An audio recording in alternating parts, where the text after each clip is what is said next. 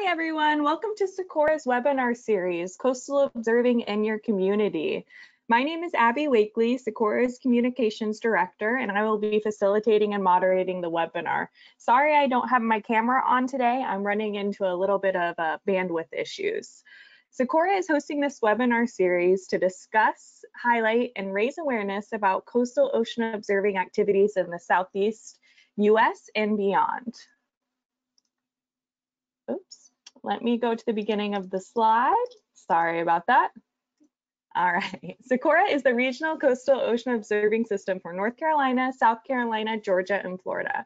We are one of 11 that make the NOAA-led U.S. Integrated Ocean Observing System, also known as USIUS.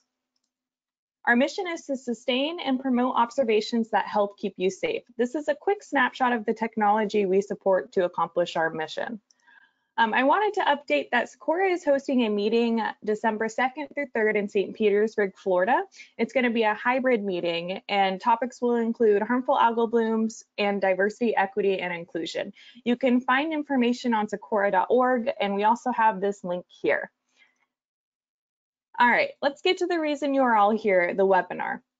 During the webinar, we highly encourage you to ask questions for the presenter or pose technical questions for me by clicking on this icon here and typing in your question. I will pose them to the presenter after his presentation. And as a reminder, we are recording this webinar today and we'll be posting the recording on the Sakura website. We are very excited to welcome Jonathan Rodemann from Florida International University. He will be presenting It's Hot, How Temperature is Impacting Spotted Seatrout and Seagrass in Florida Bay. Jonathan is a fourth-year Ph.D. student in the Coastal Fisheries Lab at Florida International University. He obtained a bachelor's degree in marine science from University of Miami and a master's degree in marine science from Northeastern University. His research interests include seascape and movement ecology, focusing on combining the two to determine how the structure and composition of underwater habitats affect movement and habitat use of fish. His current project looks at how the legacies of a large-scale seagrass die-off impact both the seascape structure and space use of recreational sport fishes in North Central Florida Bay. All right, Jonathan, I am going to promote you to presenter if you just give me 1 second, and that will give you the capability to present your screen.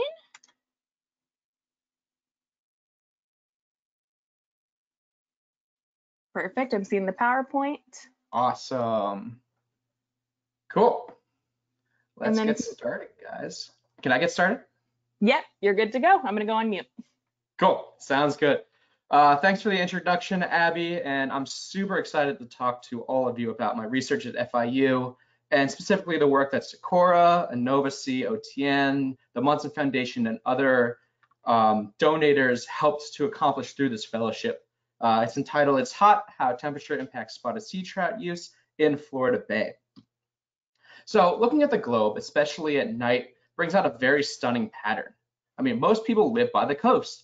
You can look at China, look at South Africa, South America, even the US, and it just seems like a lot of people are along the coast. In fact, 40% of the world's population is within 100 kilometers of the coast. That's 2.5 billion people. Now that has a profound effect on coastal regions through development, runoff, and even direct interference. But anthropogenic disturbances are not the only thing that are threatening coastal regions. We also have anthropogenic climate change. It will have an impact on coastal regions because it brings along increased temperatures, sea level rise, and ocean acidification, which negatively impacts coastal landscapes, urbanscapes, and seascapes. All of these factors result in shifts to habitat availability in abiotic regimes, creating new habitat experiences for animals such as the sea trout on the left. As we continue to build closer and closer to these habitats, it is vital to the survival of these animals that we study how coastal development, climate change, and other disturbing factors impact their environment, their biology, and their ecology. So let's zoom into our world of South Florida to discuss some of these anthropogenic impacts that make that bright band down here in South Florida on the East Coast possible. So what you're looking at here is a map of the pre-drainage of the Everglades on the left and the current map of the Everglades on the right. Historic flow from Lake Okeechobee used to take all of the water down through the Everglades out to the Gulf of Mexico and Florida Bay. However, we wanted to live down here, farm down here, and stay dry while doing that. So we started building a canal system in the 1920s to drain these wetlands. The canal system was well underway by the 1950s, creating the largest human-controlled wetland in the world. Now, about half of the water that historically flowed south through the Everglades gets sent out the Caloosahatchee and the St. Lucie rivers. Not only does this lessen the amount of water that the Everglades and therefore Florida Bay gets, but the natural filtration system of the Everglades is gone. That's why we get some of those harmful algal blooms out near the St. Lucie and the Caloosahatchee. Now, this reduction in flow is even more extreme in Florida Bay, which is the body of water between the southern tip of Florida and the Florida Keys. Currently, flows are 4 times lower on average than those historical values. But in years of the being dry and in the dry season, these flows may be 10 to 20 times lower. Florida Bay is a shallow basin consisting of discrete bays and mudbanks where water exchange is driven mostly by wind. This means that it's highly susceptible to extreme hydrological conditions, but this area is also susceptible to another disturbance, and that's temperature increases due to climate change. As seen on this graphic, summer temperatures are projected to rise approximately 2 degrees in the next 20 years. This is especially a problem for Florida Bay, whose lack of connectivity means that temperature is an important driver of the water budget of the bay. Increased temperatures in the region may increase evaporation and therefore salinity, but this is still an open question. Therefore, it is vital to study the implications of climate change on these types of systems to determine how it might affect ecological functioning. Now, this lack of connectivity, reduction of freshwater inflows, increase in temperature, and the completion of the overseas railroad in the Keys in 1912 have led to drastic changes within the bay. One of these changes is an increase in average salinity throughout the entire bay, but especially in this north central region up here. I mean, look at Terrapin Bay and Garfield Bight. The average salinities increased to 3 to 6 times that of historic levels. And this had a wide range of effects on the bay, but one of the most extreme effects is on the submerged aquatic vegetation, or SAV community. The north central part of Florida Bay used to be dominated by mixed beds consisting of shoal grass, or haliduli, and calcareous green algae such as halimeda. The increase in salinities allowed turtle grass, or thalassia, to move into these areas and outcompete the haliduli beds. Thalassia is a climax species of seagrass, but does not do well in salinities under 10 parts per thousand. So after the salinity rose, thalassia came in and created these dense beds of seagrass. But you might be thinking to yourself, oh man, more seagrass, that's great for the entire system. I mean, everything relies on the seagrass. Well, that's partially true, but these dense beds do increase the susceptibility of the system to disturbances, as seen by 2 large-scale seagrass die-offs within the past 40 years. Here you can see the extent of 2 large-scale die-offs in the dashed areas. This was published in Hall et al. 2016. They were concentrated in the north central area of the bay, with the one in the 80s more out west and towards the south. Each die-off covered approximately 17,000 football fields worth of seagrass, which is approximately 100 square kilometers. Many researchers involved with seagrasses in Florida Bay got together to determine the cause of these die-offs, and they discovered that it was just due to stress. In times of drought and high temperatures, hypersaline conditions develop. In fact, in this northern central part of Florida Bay in 2015, salinities got to 70 parts per thousand, which is twice that of normal seawater. The thick beds of thalassia then created more sulfur that can be handled by their microbiome under these stressful conditions, leading to the seagrass beds basically suffocating themselves. To watch the bay and check in on the health of the SAV, the state of Florida set up an SAV monitoring program called FHAP, or Fisheries Habitat Assessment Program, after the die-off in the 80s. This program is run by FWC, and I know Brad Furman is here today. He's one of the people that lead that. This program performs SAV surveys throughout Florida Bay to monitor SAV habitats, which are shown to be crucial for many fisheries in the region. A lot of other research has also been done on seagrass in Florida Bay by researchers including Dr. Forkran at FIU and Dr. Zeman at UVA. We have learned a lot about SAV dynamics within Florida Bay because of this research, but another question remains. How does the seagrass affect fish. So what we wanted to do in this project is look at the fish. More specifically, we wanted to look at how disturbance legacies of seagrass die-off impact the movement and trophic ecology of recreational sport fish within Florida Bay. To look at this question, we are using a multi-tiered approach combining seascape ecology, stable isotope analysis, and movement ecology. We're starting at the bottom down here, using satellite imagery to map seagrass die-off at 2 different scales. We're then looking at prey samples and stable isotopes to determine whether energy pathways and basal resources change due to the seagrass die-off. We then combine seagrass mapping and this stable isotope analysis to create escapes, which are maps of energetic resources across the landscape. And finally, we're looking at the movement of sport fish across the areas affected and unaffected by the die-offs to determine how their space use is impacted by the legacies created by the die-off. And of course, we couldn't do this without help from all of our funders and collaborators. For the mapping, we have worked with the Florida Wildlife Research Institute under the Florida Fish and Wildlife Conservation Commission, the Everglades Foundation, and the Institute of Environment at FIU. For the prey collection and stable isotope analysis, we have help from NOAA, the University of Louisiana Lafayette, and the Florida Coastal Everglades Long-Term Ecological Research Site. The movement portion is in collaboration with OTN, FACT, and Socorro. And of course, all of this would not be possible without the help and guidance from Everglades National Park, funding from the FIU University Graduate School, and by the great people within my lab at FIU, which is the Coastal Fisheries Research Lab.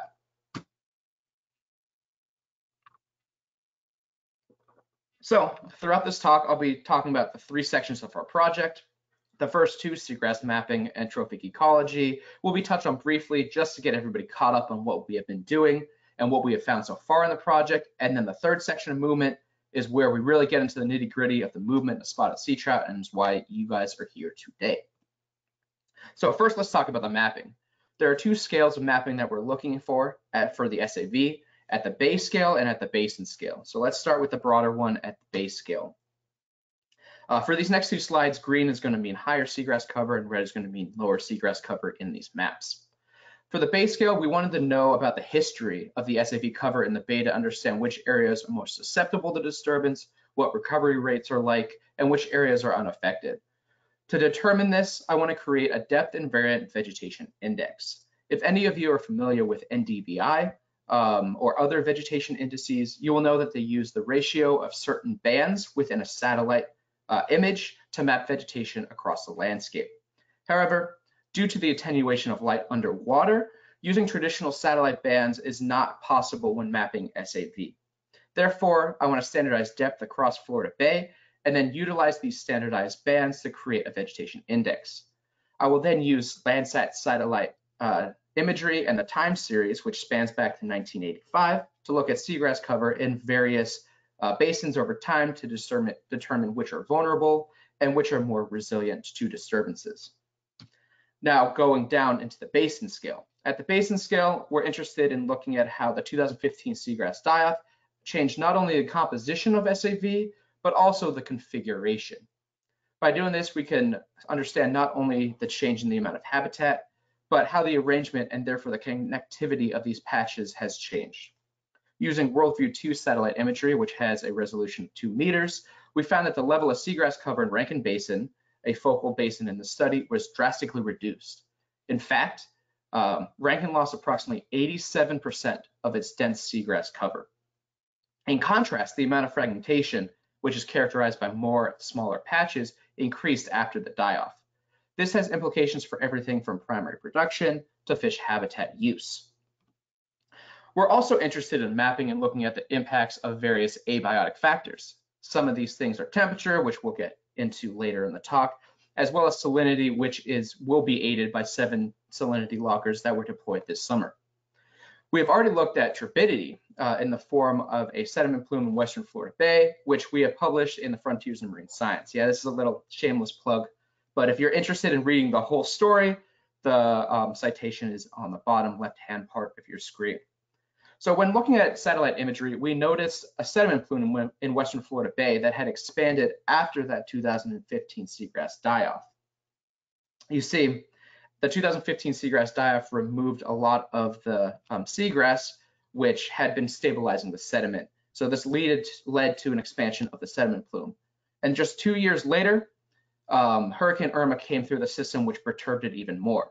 We focused on 2 basins that were affected by the seagrass die-off: Johnson, which is located in the western part of Florida Bay, closer to the source of that sediment plume, and Rankin Basin, which is further away from the plume in the north central part of the bay.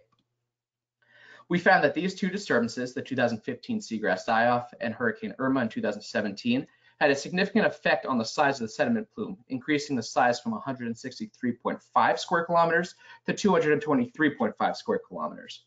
We also found that the impact of the plume was location specific, with more severe and longer lasting effects in Johnson Basin than Rankin Basin.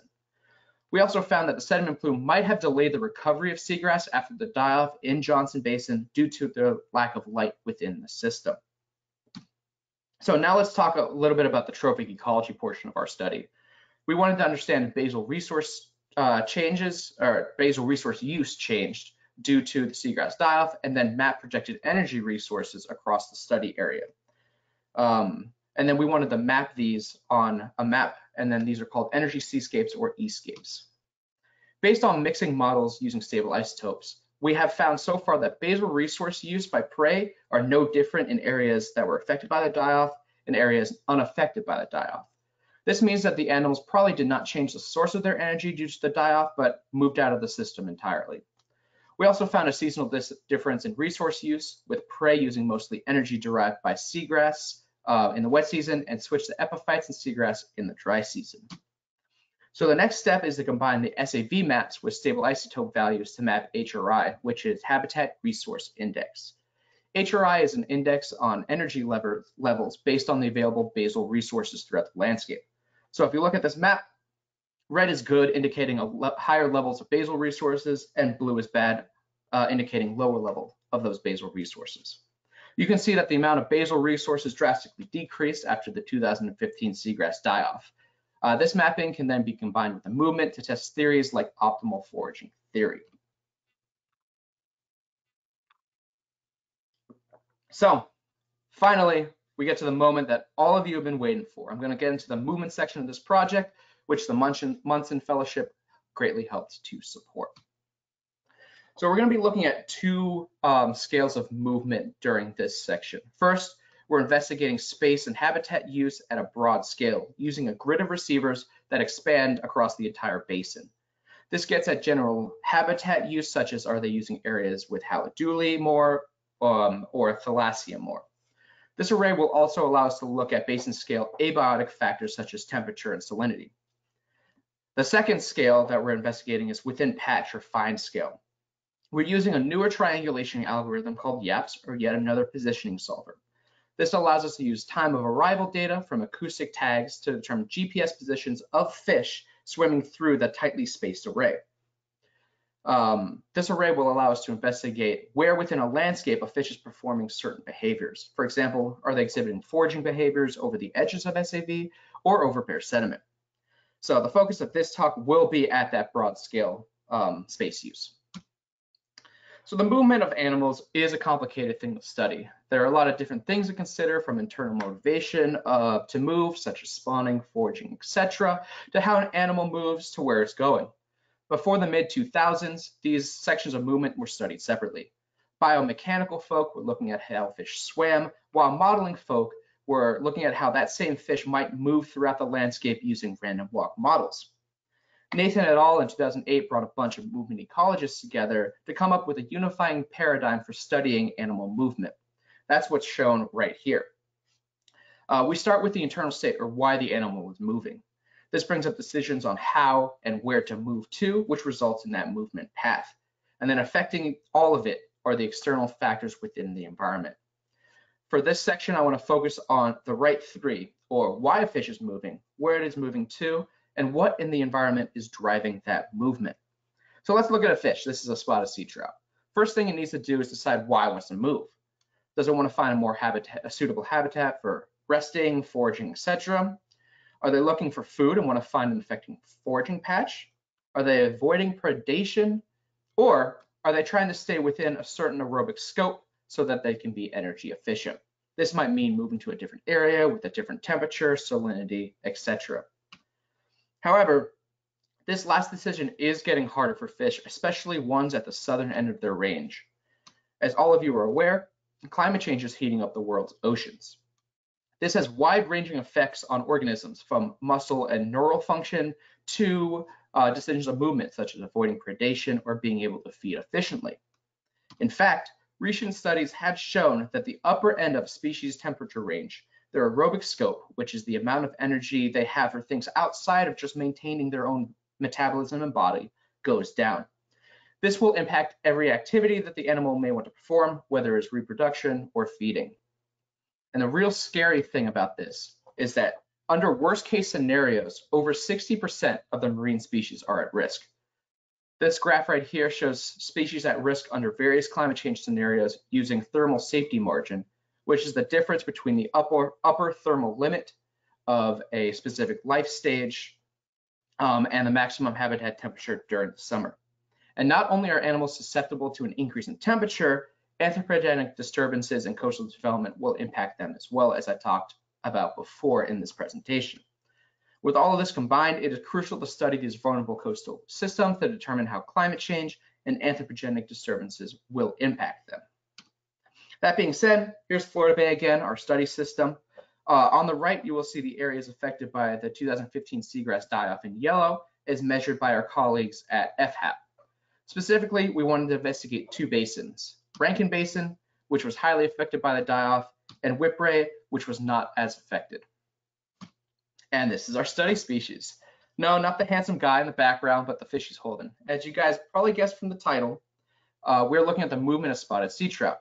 Spotted sea trout are the second most caught sport fish in Everglades National Park, with 8,558 of them caught according to creel surveys. However, this is a gross underestimation because these numbers are only from 30% of anglers returning to marinas within Everglades National Park in a given weekend. So that doesn't include weekdays, that doesn't include the 70% that they didn't interview, and that doesn't include anybody coming from the Keys. As they are the second most caught species within this region, they are a main contributor to the $439 million that Florida Bay brings to the South Florida economy on recreational fishing alone. And along with bolstering the local economy, these fish are a crucial component of the coastal food web of the Everglades. But not only are sea trout economically and ecologically important within Florida Bay, their movement lends itself to studying how a seagrass die-off and subsequent recovery may affect them. Based on studies within Florida Bay and elsewhere, they're highly associated with SAP cover, especially while spawning or as larvae or juveniles. They're also homebodies, as many trout along the Gulf Coast spend their whole life within a single bay and do not move more than 20 kilometers from the spot that they are tagged. Spotted sea trout are also at the southernmost portion of their range in Florida Bay and the Keys, making them susceptible to higher temperatures. The optimum temperature range for Florida trout is 15 to 30 degrees Celsius, with maximum temperatures for juveniles around 32 degrees Celsius. They're therefore highly likely to be impacted by the variety of disturbances throughout Florida Bay.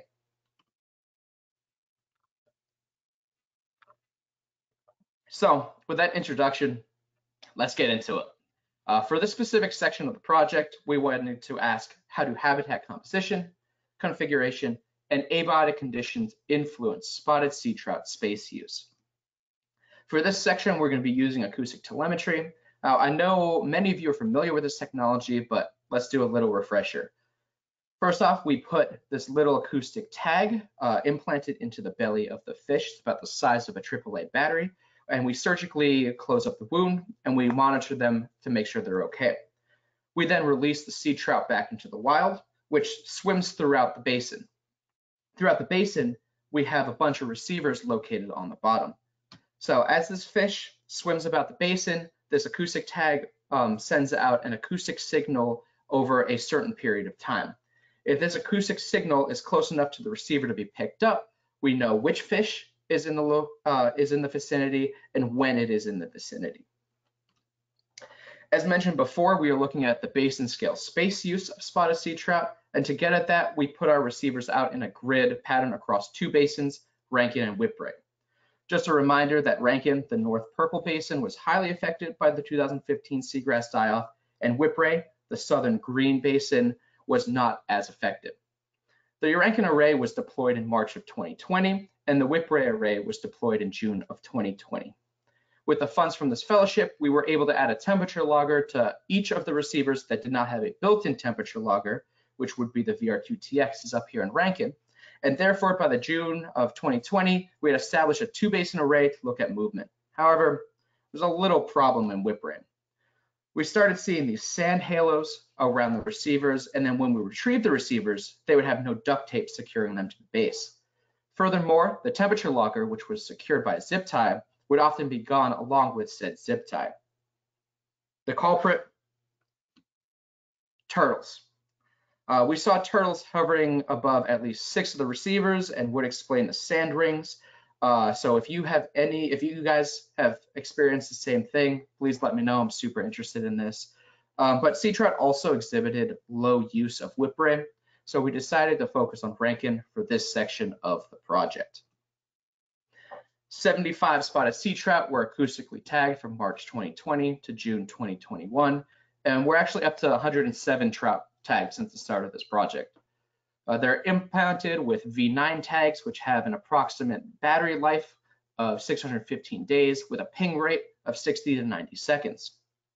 30 of these tags were purchased from fellowship funds provided by the donors, so thank you guys so much for that. To tag a spotted sea trout, we would make a small incision in the ventral midline, and the tag was inserted to the body cavity, and then sutured up with a suture just like you would get on with stitches on your finger. The body cavity was then closed, and the fish was monitored for 5 minutes to ensure healthy release. We ended up downloading acoustic data from all the receivers every 3 months, as well as downloading the temperature data at this time as well. To inform habitat data, we also performed biannual seagrass surveys around each receiver. We would swim along a 75-meter transect running in each cardinal direction away from the receiver, recording total percent cover, species percent cover, canopy height, and epiphyte load within a 0.25 meter squared quadrat every 15 meters. Now onto the data treatment. We filtered acoustic data to ensure true detections, which means we removed 1 dead fish from the data set, which was determined by constant pinging on a single receiver. We also filtered out possible false detections, which is 1 detection at a single receiver within a 3-hour period.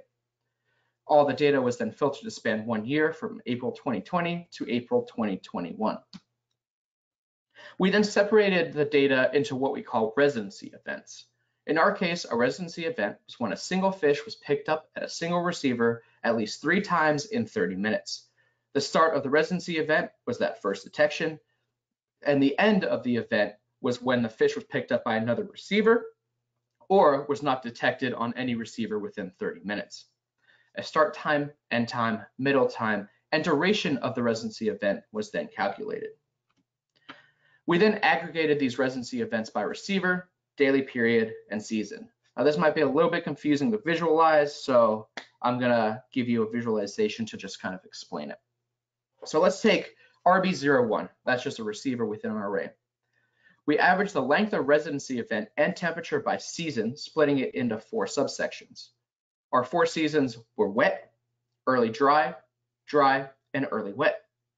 These seasons correspond to the average salinities within Florida Bay, which exhibit a lag effect to that rainfall that we have during our usual wet season.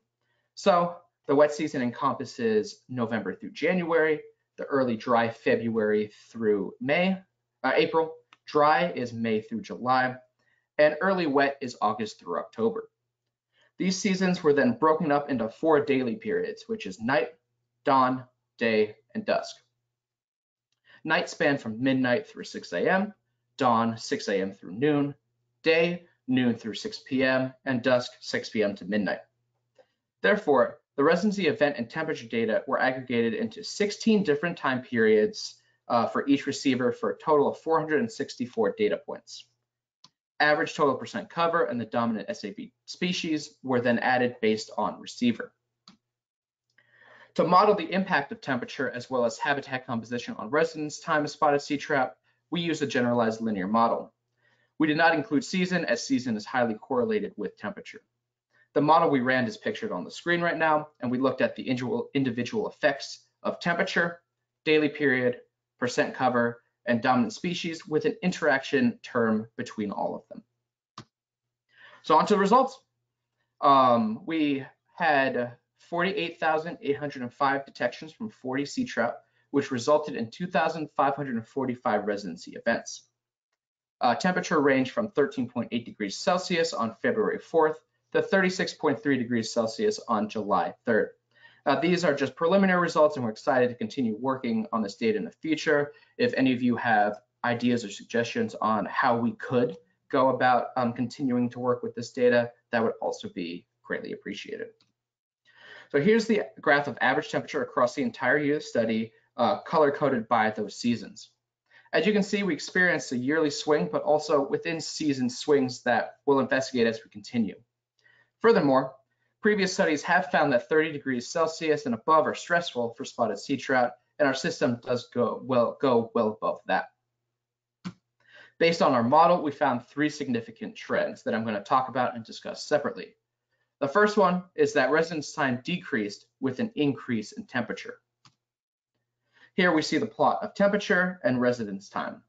The gaps are a product of the data organization, specifically separating them into 4 seasons. In the wet season, which is the coldest season in Florida Bay due to that lag of salinity that I talked about before, the average temperature was 22.5 degrees Celsius, and the average length of residency event was 2.7 minutes. In the dry season, or the early wet, the average temperature was 30 degrees Celsius, and the average length of residency was 0.9 minutes. Now, this has interesting implications.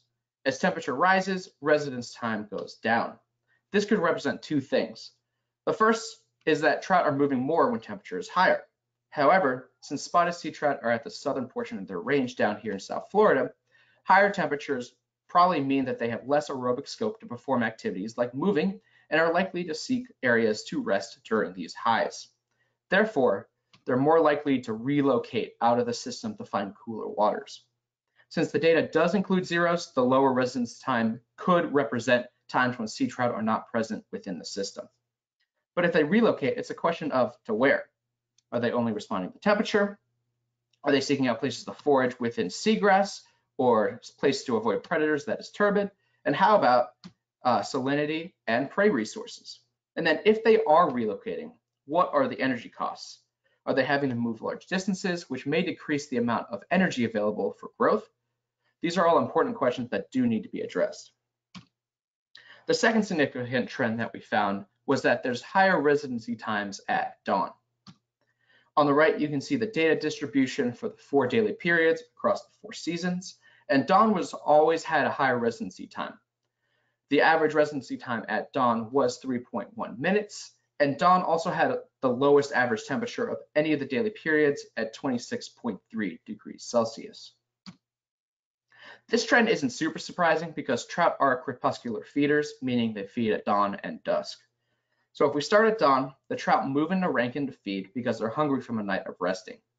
While foraging, they might stay within a small area for long periods of time if the foraging is good within that particular area.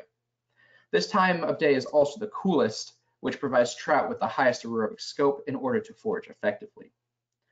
Then during the day, the trout may move more to avoid predators or find refuge by leaving Rankin altogether, thus lower residency times. Dusk foraging may be done outside the system if they moved out during the day, and it is warmer than during the dawn, leading to a lower aerobic scope. And then trout rest during the night. So the third and final significant trend we found so far is that sea trout exhibit higher residency times in drift algae and haliduli, or shoalgrass, than in thalassia, or turtle grass. On the right, you can again see the distribution of data of the average residency time compared to the dominant SAV. And on average, residence time in drift algae was 2.1 minutes, residence time in haliduli was 1.9 minutes, and in thalassia, it was 1.1 minutes. This result may be due to a variety of factors. First off, sea trout within Florida Bay prefer mixed beds of seagrass, according to work done in the late 80s and early 90s. When drift or haliduli is present, there's usually more than one species of seagrass within the area. So within this quadrat, which is part of our SAV habitat monitoring, you can see haliduli, which is the thin blades here, drift, as well as some calcareous green algae, halimeda. However, thalassia beds are usually dominated, if not solely, by thalassia, as you can see in this quadrant on the right. This preference may be due to a foraging efficiency within a mixed bed or other abiotic factors. Another possibility is foraging efficiency. Haladuli blades are thinner than thalassia, allowing trout to find prey easier. As for drift, guides have mentioned that they see sea trout hanging out on the edges of that drift, which may be because they can capture prey that accidentally venture out of the shelter of this thick SAB. And lastly, it could just be area.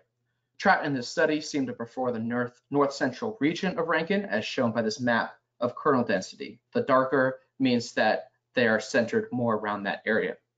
Now, if we add on the receivers coded by dominant SAV, we can see that the receivers in thalassia beds are at the southern portion of Rankin, and therefore the trout don't use thalassia. So one of the aims of this study is determining why they prefer this north-central part of Rankin.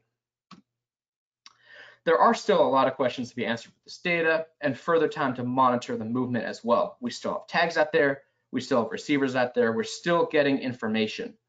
So in the future, we want to add more variables to our model, such as the configuration of seagrass. This will allow us to determine whether sea trout are using areas that are more fragmented or more continuous. Furthermore, we want to add more abiotic factors to our model, such as turbidity and salinity, to attempt to capture as much of the story as possible. And finally, we want to conduct a spatial analysis using center of activity measurements, such as kernel density, and comparing that to temperature across the basin. We're also going to move our whip rate array over to another basin, which is Johnson. I talked a little bit about Johnson in the sediment plume portion of this talk, but Johnson provides a great opportunity to study another area that was impacted by the 2015 seagrass die-off. It's also in the western portion of Florida Bay, so we can compare and contrast space use and movement between trout in north central Florida Bay and western Florida Bay. There's also more spawning activity over in the western portion of Florida Bay, so we may be able to capture movement during this. And we've been more successful in catching trout over in Johnson, so it should just be overall better. And another exciting future step is using the fine scale positioning system that I mentioned earlier.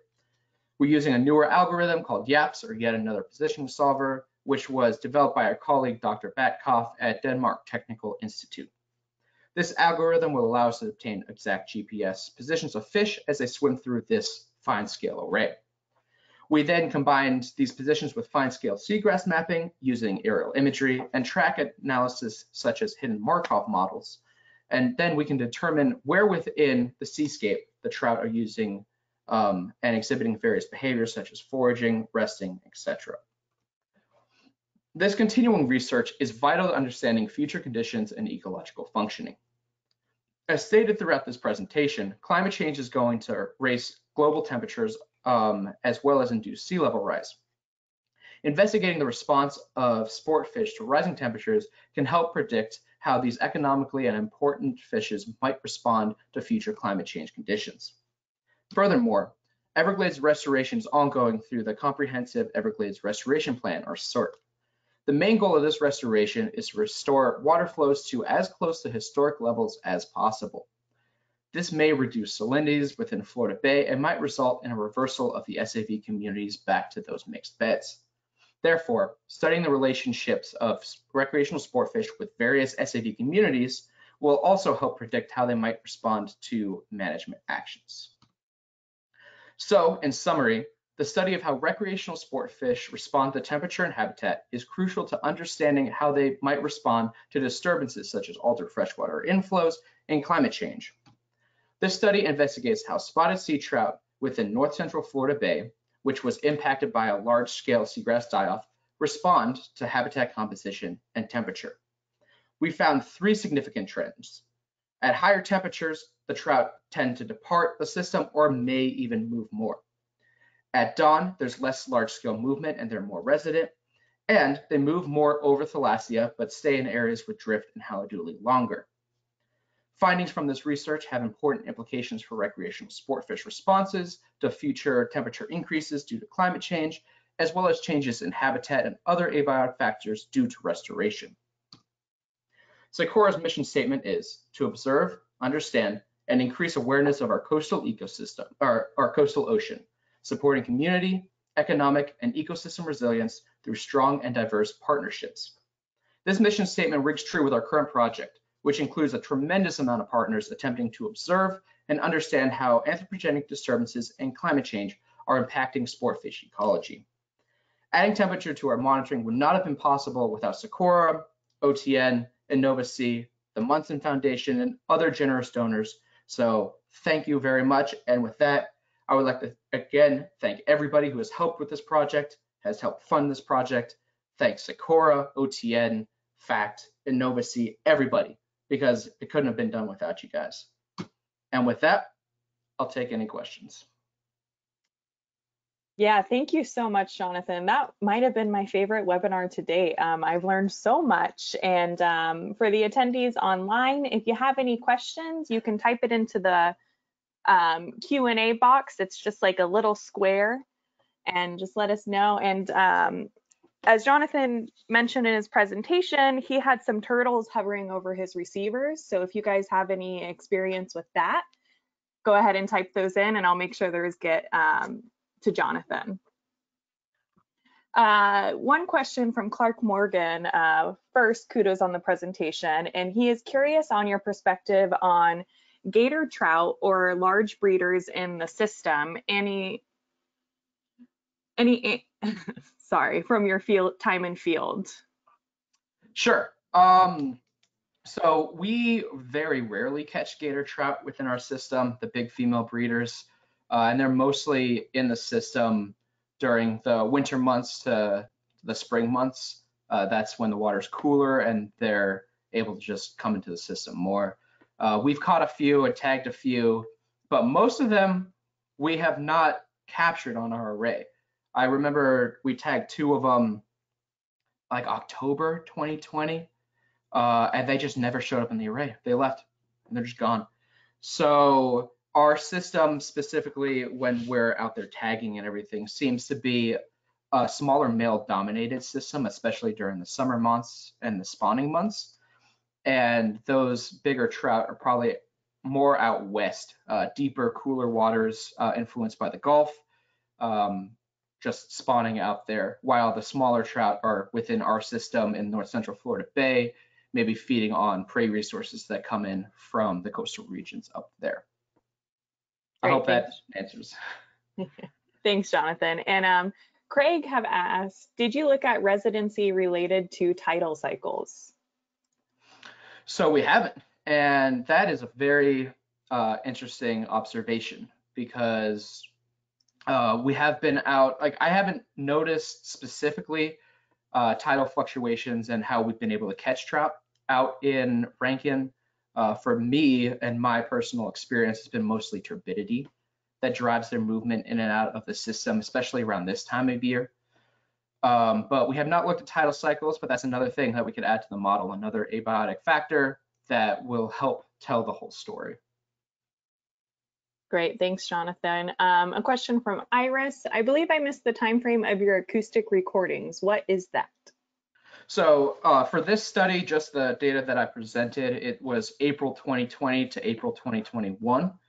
But our ranking array did go in March of 2020, and we are still out there going strong. I mentioned that we have 107 trout tagged since the beginning of the study. 19 of those went in, not this past weekend, but the weekend before that.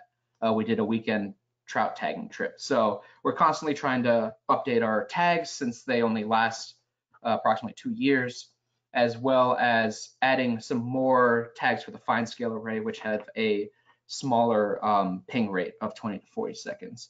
So this study, it was April of 2020 to April of 2021, but overall March of 2020 into present.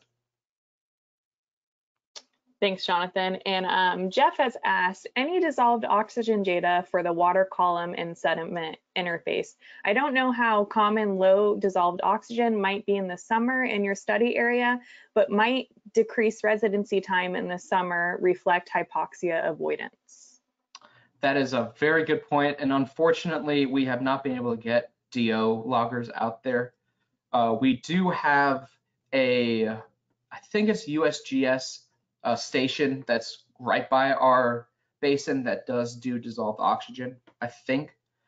So we can look at that with that one specific dissolved oxygen meter, but we have not had the opportunity to get dissolved oxygen meters out into the field. And of course, low DO is a problem, especially during the summer months when it's hot and these fish don't really want to do anything.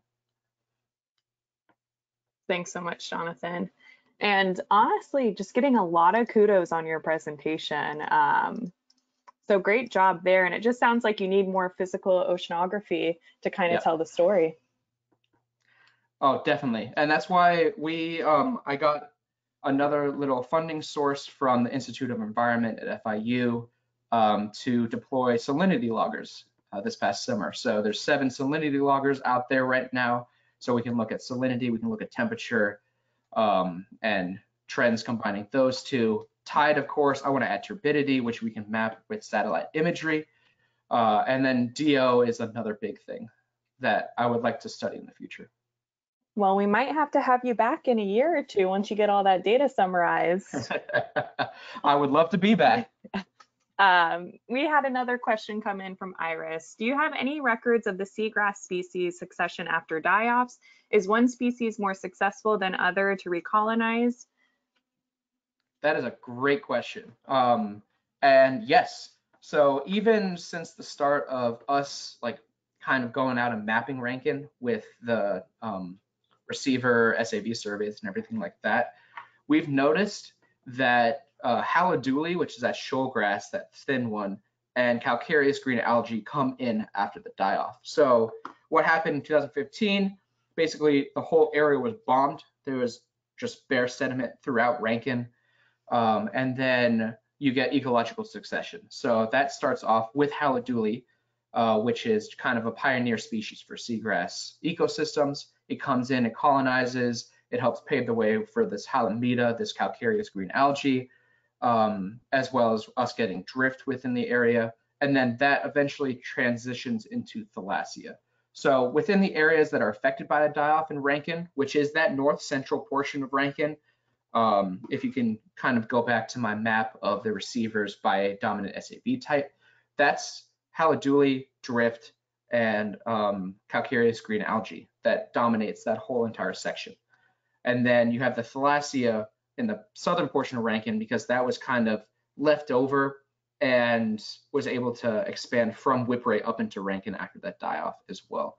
So it's slowly coming back, but it's first that smaller haliduli, then the calcareous green algae, and then you get thalassia as the climax species.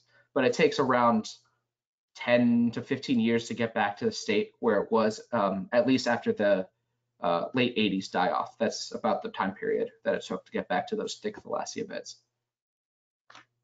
Great, thanks so much.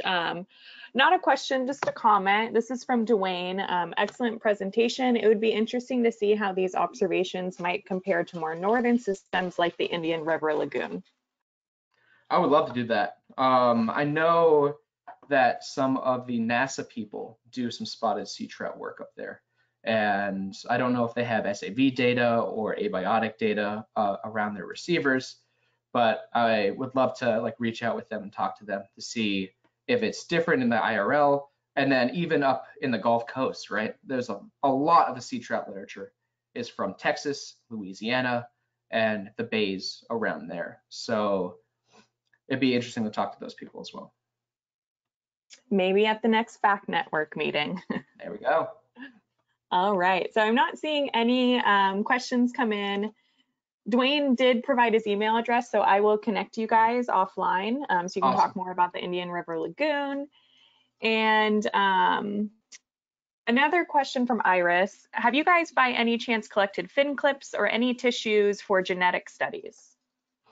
So we have collected fin clips, but not for genetic studies.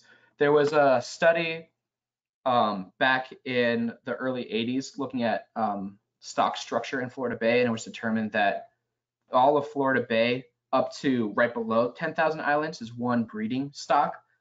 So they're all kind of connected, and then 10,000 islands is a completely different thing.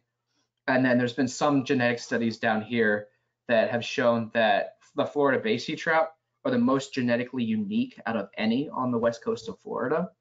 But we're not looking at genetics. We're doing stable isotope analysis on those fin clips. So what that will allow us to kind of discover is what basal resources they're using, and then create those escapes and come up with like optimal foraging theory for these trout. Oh, these trout should be foraging in this area because it has the highest level of this basal resource, and based on our prey data, it has this type of prey species. Great, thanks, Jonathan. And Iris will reach out to discuss this a little bit more. And also, I heard from Mitch that he wants to talk a little bit as well. So you're getting a lot of great connections from this webinar, and honestly, so many kudos. Great job. Thank you. And I'll give it one more minute to see if another question comes in. We don't have any new at the moment.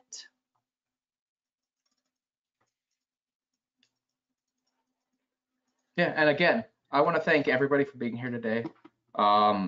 This is actually my first kind of longer webinar, 45-minute talk, and I'm defending my proposal in about 3 weeks, so it's great practice for that as well. And I just want to, again, thank you to OTN, Innovasea, Socorro, the Munson Foundation, everybody for funding this section of the project, because it really could not have been done without you guys' support. Well, you did a fantastic job, and you're going to do a great job on your thesis defense, and everyone is saying how great you did. And I do want to see you back in a few years once you know a little bit more about the salinity and maybe looking at the dissolved oxygen. Mm-hmm. And Jonathan, do you mind if I put your email address in the chat and I can send it to everybody if they have further questions? Go right ahead. I would love for people to reach out. All right. Well, not seeing any more questions in, so we can end a little bit early. Jonathan, thanks again. This was a fantastic presentation, one that I know folks will be referencing for a long time. And in a few years, you're going to be hearing from me because I would love to get a follow-up on this study. And if we promise that we would connect you with Jonathan, we'll do that right after this call. And thank you all so much for spending your lunch hour with us. Yeah, thank you, everybody. All right. Have a great afternoon. Happy Tuesday. Bye, everyone. Bye, everybody.